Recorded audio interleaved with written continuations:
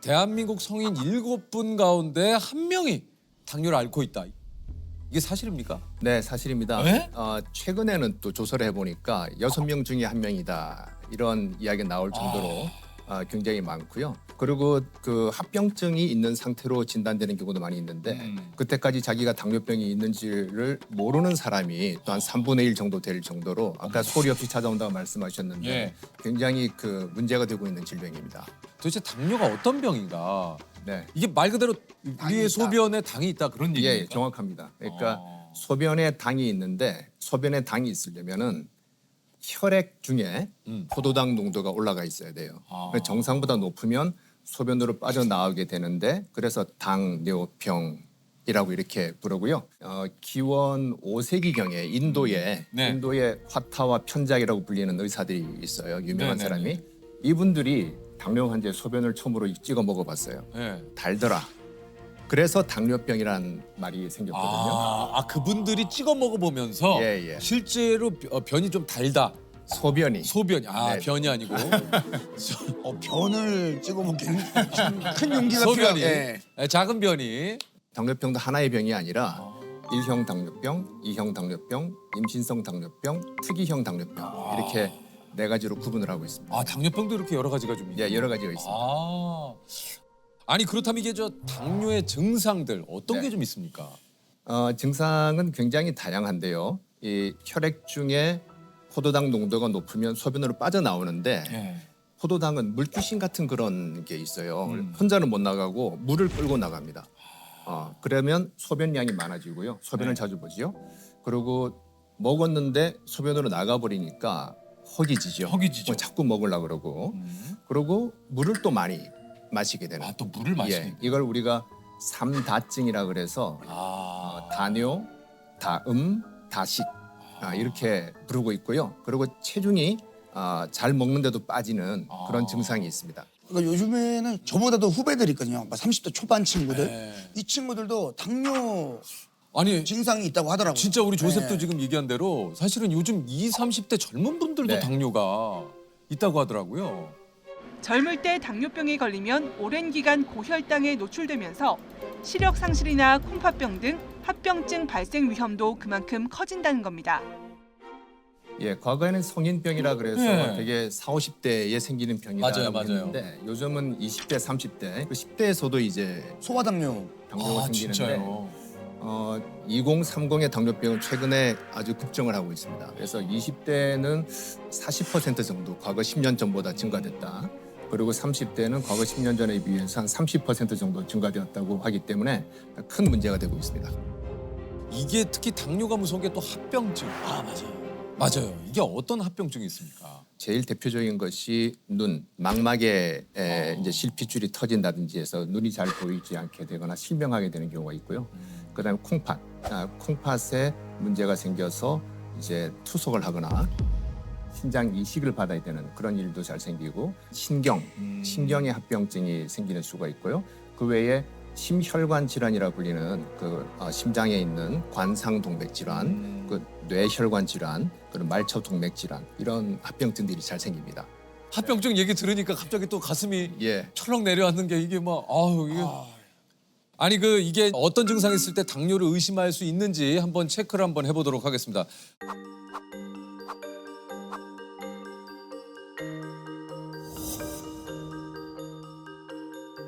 한번 우리 보시는 시청자 여러분들께서도 한번 같이 한번 체크를 한번 해보시죠. 예, 일단 첫 번째로 아까 선생님도 얘기하셨지만 이제 목이 자주 마른다. 예. 두 번째 항상 나른하고 의욕이 없다. 예. 세 번째 많이 먹어도 공복감이 생긴다. 그러니까 이게 계속 허기진다는 얘기죠. 네. 맞습니다. 그리고 네 번째 잘 먹어도 살이 빠진다. 그러니까 굉장히 많이 먹는데도 살이 빠진다. 네. 예. 그다음에 소변을 자주 본다. 몸에 부스럼이 생긴다. 눈이 침침하다. 아무 증상이 없다. 어이?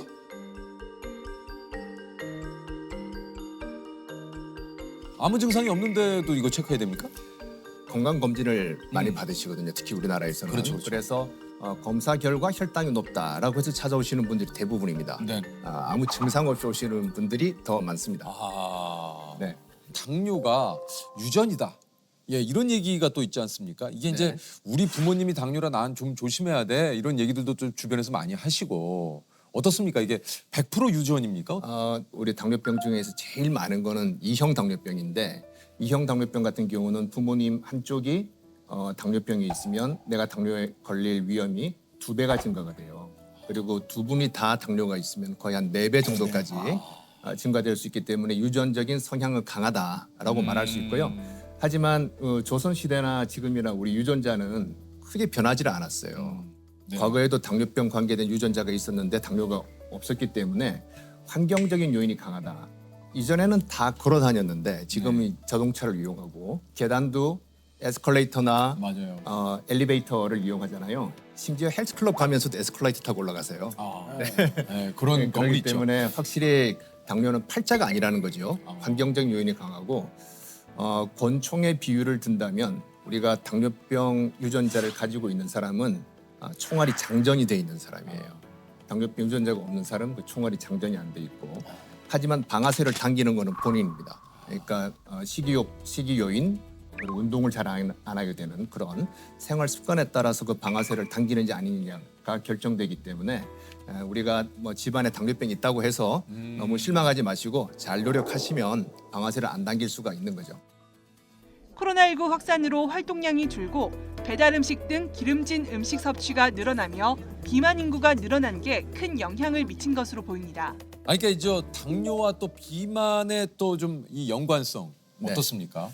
아주 밀접한 연관이 있습니다. 그래서 여러 가지 그 비만과 동반된 그 인슐린 저항성이라는 게 있는데요. 인슐린 저항성이라는 거는 그 인슐린이 만들어지긴 하지만 작용을 잘 못하는 상태인데 비만, 특히 복부 비만이 있을 때 그때 인슐린 저항성이 증가되는데요. 그러면 인슐린은 나오긴 하지만은 작용이 떨어져 있는 거죠. 예, 그래서 혈당이 올라가고 다른 합병증들이 잘 생깁니다.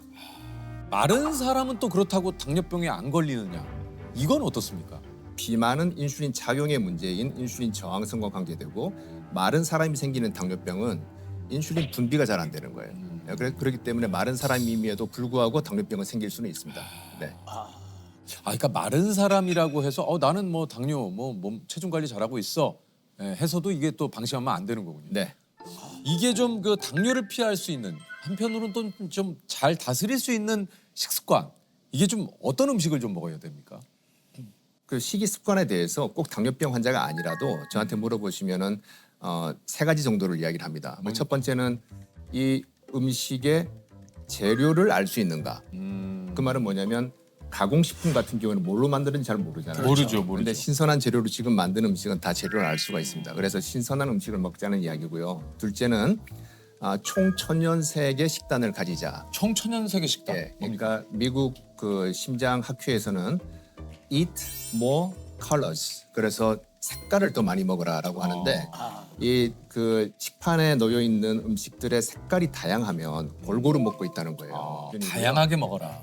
라면 같은 경우에도 어떻게 드세요? 이렇게 그냥 끓여 드시면 그냥 벌겋게 보이잖아요. 근데 파송송 계란 탁만 하더라도 약간 더 건강해 보이는 그런 부분이기 때문에 다양한 색채를 먹는다는 거는 뭐냐면 한 가지 영양소, 한 가지 성분에 국한되지 않고 골고루 먹게 된다는 의미가 되겠습니다. 그다음에 세 번째는 삼백, 3가지 흰색을 좀 줄이자라고 하는 건데요. 흰설탕, 흰소금, 흰쌀밥 이 정도, 그러니까. 혹은 흰 밀가루, 그 정도를 추천드리고 있습니다. 하얀 게 맛있어요. 맛있죠? 근데 그 300을 줄여야 되네요. 네, 그죠? 네. 집에서 흰쌀 거의 안 드시고 현미나 잡곡을 예, 저는 현미하고 잡곡을 해서 먹습니다. 네. 예, 그것도 심지어는 어떤 분들은 또 속에서 안 받는다는 분이 계시기 맞아요, 때문에 맞아요. 그럴 때는 백미를 드셔도 괜찮은데 양을 줄이시라고 좀 줄이고. 이렇게 말씀을 드리죠. 네. 이제 300, 뭐 이제 이걸 얘기를 좀 하셨는데 모든 음식에 거의 설탕이 진짜 많이 들어가잖아요. 이게 좀 그 설탕과 당뇨의 연관성은 어떻습니까? 그러니까 설탕을 많이 먹어 생겼느냐 아니면은 지방을 많이 먹어 생겼느냐 하는데 설탕과 지방의 공통점이 있어요. 뭡니까? 고칼로리. 예, 고칼로리 음식 그리고 고도로 정제돼 있는 이런 그런 영양소들이기 때문에 그런 걸 많이 섭취해서 살이 찌고 인슐린 저항성이 생기고 운동까지 안 하게 되면은 당뇨병이 잘 생기죠. 네. 이게 요즘 그 제로 음료수 되게 많잖아요. 예, 맞아요. 예, 슈가 재료를 이제 내세우는 그 제품들이 굉장히 많은데 요거는 좀 많이 마셔도 어떻습니까? 이게 지장이 없는 겁니까? 단기적으로는 그 체중 조절에도 도움이 돼요. 도움이 되고 혈당 조절에도 일부 도움이 되는데 장기적으로 봤을 때는 그렇지 않다라는 거고요. 또 반대의 연구 결과도 있습니다. 뭡니까? 먹었더니 더 살이 더 찌고 더 안 좋더라 하는 그런 연구 결과들이 있는데 주변에 아마 다이어트 음료 드시는 분들 한번 살펴보시면 좀 독특한 행동을 발견할 수가 있어요. 예를 들어서 햄버거 집에 갔습니다. 콜라를 제로 칼로리로 달라고 하면서 패티 하나 추가요. 치즈 추가요. 프라이 하나, 프렌치 프라이 하나 추가요. 이렇게 되기 때문에 나는 이만큼 노력했으니까 보상을 받아야 돼. 이런 생각을 해서 다른 걸로 그런지 채우는 거군요. 포테이토에 치즈 뿌려가지고. 예.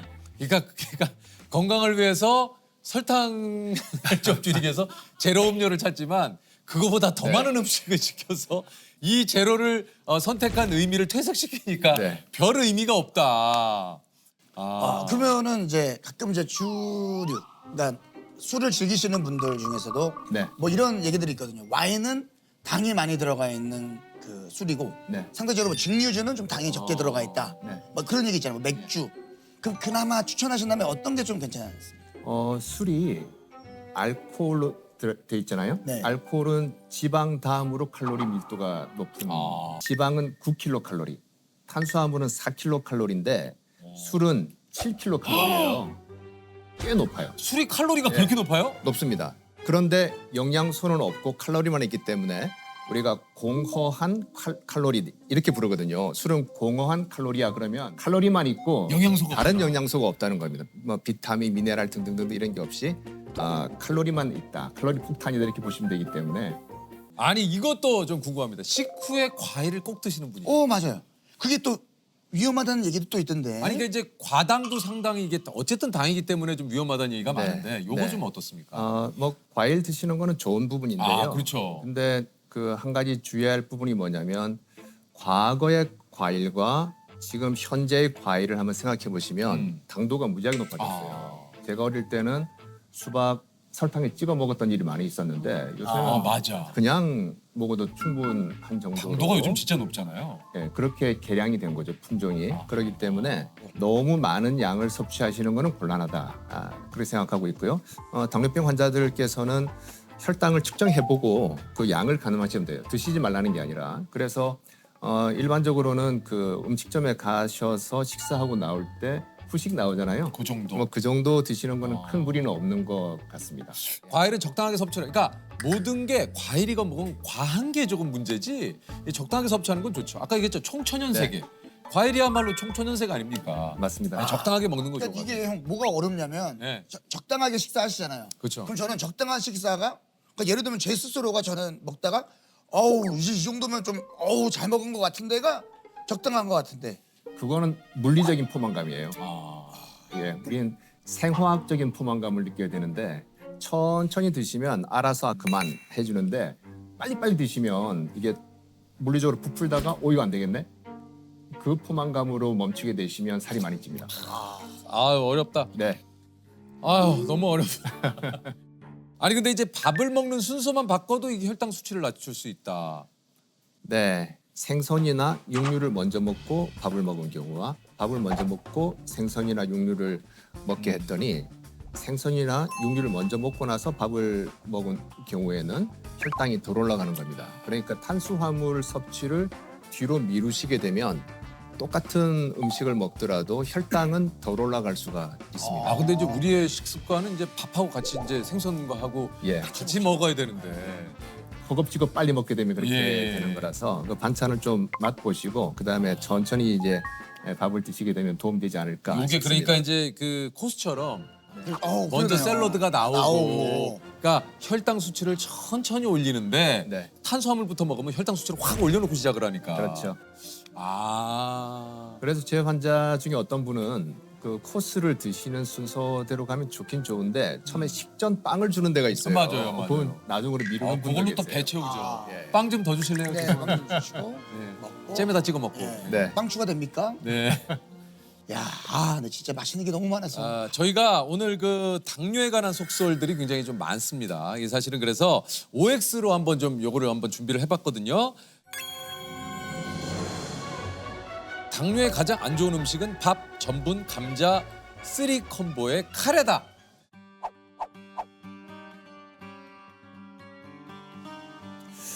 이거는 제가 조금 헷갈려서 이렇게 세모입니까? 하고 싶은데요. 그 전분이 많이 들어가 있는 거는 이제 혈당을 올리는 데 문제가 될 텐데 카레는 인도를 중심으로 해서 많이 연구가 됐어요. 그 카레를 만드는 성분 중에 하나 강황이 있는데 맞아요. 강황에 컬큐민이라고 하는 성분이 있는데 이건 오히려 당뇨병을 예방하는 효과가 있다라고 이야. 하기 때문에 카레를 드실 때 너무 전분을 많이 넣게 되면은 이제 그 자체는 나쁠 수 있지만 카레 그 자체는 크게 문제는 없지 않나라고 보고 있습니다.